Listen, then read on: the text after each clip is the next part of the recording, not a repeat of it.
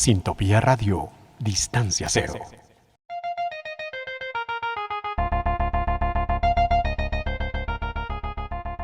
Reciba el fin de semana bien informado, Con Rubik, choque informativo.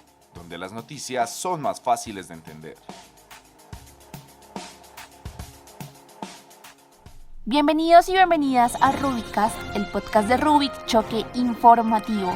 En esta ocasión nos dirigimos a un tema que nos preocupa con mucha fuerza en los últimos días a todos los bogotanos, y es la inseguridad que vivimos tan frecuentemente en los espacios públicos. En ese orden de ideas, junto a Sebastián Arias y la voz que les habla, Michelle Celis, presentamos la inseguridad en Bogotá. Así es, el miedo y la zozobra se han apoderado de los más de 7 millones de habitantes de Bogotá por cuenta de la inseguridad generalizada que ahora se evidencia en una situación fuera de control.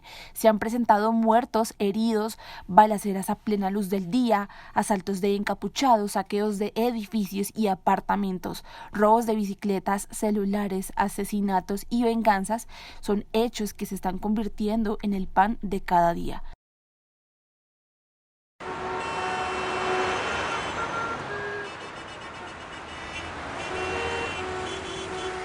La situación de inseguridad ha migrado de las historias remotas que se oían de casos puntuales y selectivos hasta lejanos hacia experiencias cercanas, comunes, en las que las víctimas son nuestros vecinos, nuestros compañeros de trabajo, familiares cercanos o nosotros mismos. Ya no se trata de tener cuidado, de evitar salir de noche o de exponerse en sectores con poca vigilancia o zonas despobladas, ni siquiera de dejar la casa sola, ni siquiera dejar las cámaras apagadas o las ventanas sin rejas. Ya no hay trabas, no hay obstáculos para una delincuencia cada día más organizada que traspasa todos los límites y ataca con total desenfreno para garantizar sus propósitos. Ahora los delincuentes ya no asaltan con navajas ni pistolas de juguete, cargan armas de fuego reales y, para evitar ser enfrentados por sus víctimas, van asesinando de frente antes de ejecutar sus planes para no fracasar en el intento. Los casos se suman a una serie de delitos graves que se venían presentando y aumentando durante las semanas anteriores y que han llevado a las autoridades de la ciudad, desde la misma alcaldesa, el secretario de Seguridad y hasta el comandante de la Policía Metropolitana de Bogotá, a dar la cara, reconocer la situación y ofrecer explicaciones.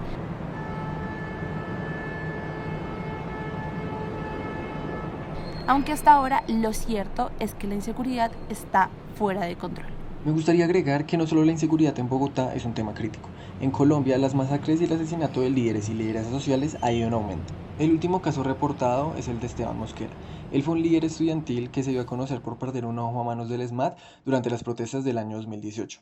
Hasta el momento no se ha dado con los responsables, pero el gobierno ofreció una recompensa de 50 millones por información. Según la Defensoría del Pueblo, con él llevan 78 líderes asesinados a lo largo del primer semestre del 2021, con más de 900 líderes asesinados desde el 2016.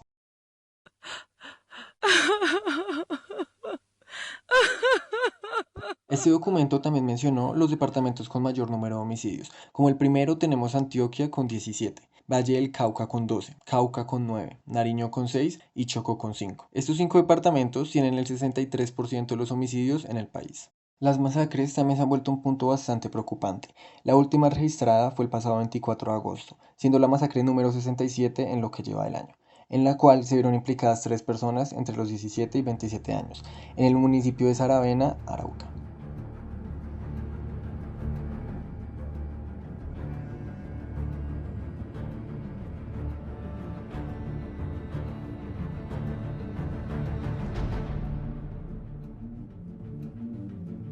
Pero eso no es un problema de ahora. Toda la vida hemos vivido en un país marcado por la violencia, solo que no nos hemos dado cuenta. Estamos tan acostumbrados a escuchar que hay muertos cada día, a escuchar que gente inocente es asesinada, que ya nos parece normal, porque eso es lo que nos han enseñado. Este país nos ha enseñado que así es la vida. Tristemente, en estos tiempos la vida de las personas se ha vuelto insignificante, ya no tiene valor alguno, y lo peor de todo es que para nosotros todas esas muertes son el pan de cada día. Lo que nosotros necesitamos es un país donde no nos asesinen por defender nuestros ideales, un país donde podamos ser diferentes, podamos pensar diferente, donde no nos maten por un celular, en realidad un país donde ya no tengamos más miedo.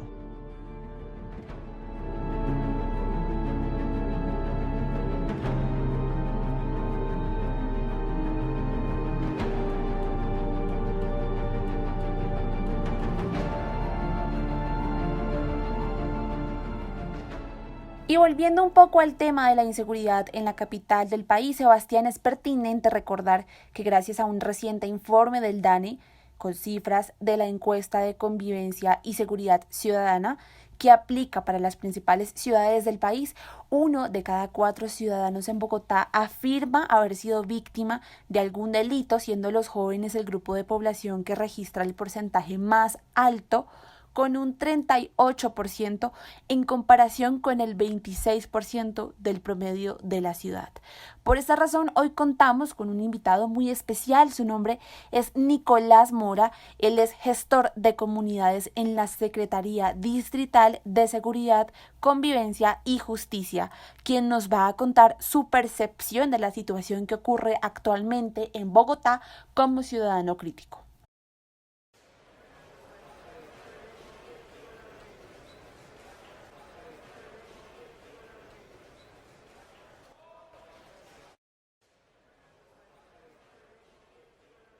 ¿De dónde cree que se está armando a los delincuentes? ¿Quién autoriza esto? Entonces, sobre dónde se están armando los delincuentes y quién autoriza eso, pues ese es un tema muy complejo porque si uno lo piensa dos veces, la ley de regulación de los salvoconductos no es que haya tenido grandes cambios en los últimos años que permitan que ahora haya más gente armada que antes, sino que creo que también eso pasa por factores mucho más complejos, como entender que la ley no es ley en sí, o sea, porque está escrita en algún lugar, en algún código, no quiere decir que ella tenga vida concreta y pueda salir a la calle a exigir ser cumplida. Las leyes en la práctica se ven trastocadas por la coyuntura de los territorios, como por ejemplo el de Bogotá en este momento que atraviesa por los rezagos de la pandemia que ha dejado muchas personas con dificultades, con conflictos. También estamos pasando por una época de conflicto social y político bastante álgido que lo que hacen es desestabilizar, digamos, un poco eso. ¿Dónde se ve eso? Sobre todo en las zonas de la periferia de la ciudad, donde es pues bien conocido que operan en su mayoría los centros específicos de las BACRIM y este tipo de organizaciones. Ahora, ¿quién lo autoriza? Pues nadie, no es digamos como que haya una persona que haya abierto una puerta legal para que eso pueda pasar. Obviamente, casos de corrupción puede haber, como en todo, sin embargo, eso pasa nuevamente por una visión mucho más general de las cosas y de entender el contexto concreto de la cifra, no la cifra en sí, sino el contexto desde donde surge esa cifra, del aumento de denuncias por arma de fuego en la ciudad.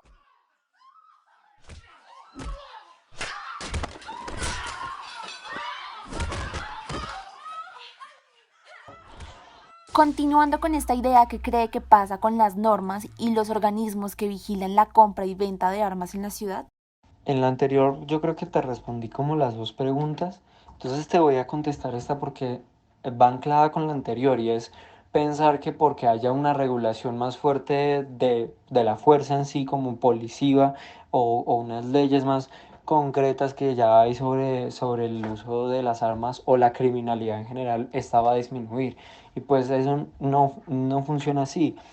Precisamente desde la Secretaría lo que yo he podido evidenciar es que se le apuesta a políticas que tienen que ver más con la intervención social, con las redes ciudadanas, con involucrar al ciudadano de a pie con el vecino, que se conozcan, que haya, digamos, como toda una red de afectos que pueda eh, apuntarle directamente a cuidarse los unos a los otros, digamos, en compañía, también teniendo detrás la institucionalidad y la fuerza pública en última medida, la policía.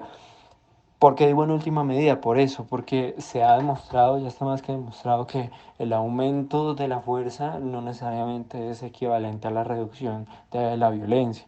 Entonces, lo que he podido evidenciar siendo pues gestor, incluso acompañando movilizaciones sociales, acompañando procesos y lugares y contextos donde precisamente mi trabajo pasa por ahí, por estar en los puntos clave donde se puede presentar situaciones de violencia, es que lo más efectivo para contrarrestarlas es crear ese tejido social que vincule a el sujeto con el vecino, con el de la tienda, con la persona del barrio, para que haya ese colchón que cobije, digamos, una situación de violencia, no solo de violencia de arma de fuego, sino de todo el tipo de violencias, como armas, como violencia de género, como hurto, riñas, eh, pues violencia por microtráfico, etc., etc., etc.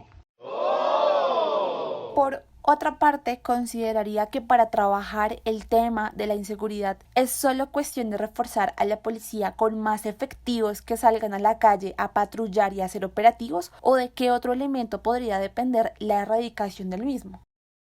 Hay un último punto importante en lo que me pregunta si en qué elementos influyen en la erradicación de un problema, siendo la erradicación pues la eliminación absoluta de un fenómeno. Y eso es muy complejo de decir porque no solo pasa por un tema de seguridad, no es una cuestión que tiene que ver con la política social incluso, con una cuestión de desigualdad, con una cuestión de oportunidades laborales. Allí es donde realmente se gesta la inseguridad y la criminalidad, en la imposibilidad de acceder a oportunidades de trabajo, acceder a la cultura, acceder a oportunidades de desarrollo en general. Entonces, creo que también pasa por ahí la visión de la seguridad desde mi punto de vista en Bogotá, y pues ya aventurándome a hacer, pues digamos, como una imagen más general de la situación, pues en el Estado, en enfocarse en ese tipo de políticas que reduzcan esa brecha. ¿Por qué? Porque claro, si uno desde el periodismo hace un análisis concreto de los datos, se va a dar cuenta que la percepción de seguridad muchas veces no corresponde con el dato frío de la denuncia.